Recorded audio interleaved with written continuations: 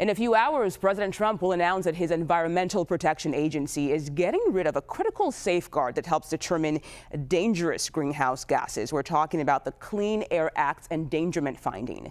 Environmentalists call the move one of the most sweeping regulatory rollbacks in modern history and a dangerous setback for the planet. Let's bring in CBS News national environmental correspondent David Schechter. David, thank you for joining us today. First off, can you explain why the endangerment finding is so critical?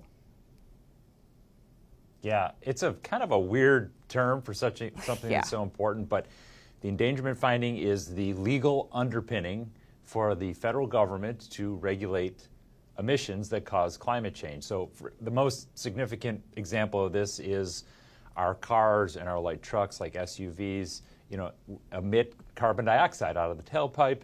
That goes up into the atmosphere. That causes our planet to get warmer, and then we get more intense fires and droughts and floods and things like that. So the federal government has had the ability to regulate what comes out of those tailpipes, to tell the automakers, hey, we need to cut down the emissions that are coming out of these vehicles, and they've done that. It's been quite successful. Today, the president will say at the White House at about 1:30 Eastern that they're going to no longer have that authority to regulate these emissions. And so that would have significant impact could have significant impact on the country's emissions that cause climate change. Yeah, and for people who are watching this right now, listening to you, what are some of the concerns in getting rid of this, both in the short term and the long term? I think let's start with the long term. The long term is if after lots of challenges this becomes successful, that the United States, which has essentially sort of kind of rounded the corner and had a peak on its emissions, could become a larger emitter of carbon dioxide into the atmosphere. And so what really happens there is you are just passing on the costs of the damage that comes from these things that I talked about, and even like health problems from people breathing in smoke and dying from being exposed to too much heat. Those are problems that get pushed further down the road. In the short term, I think it's likely that not much will happen. This will probably immediately go to court, and there'll be a lot of legal challenges on it.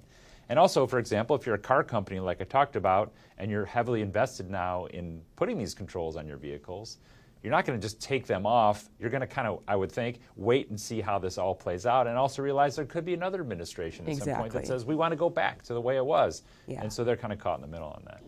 And how does getting rid of the endangerment finding, how does that line up with the Trump administration and their goal?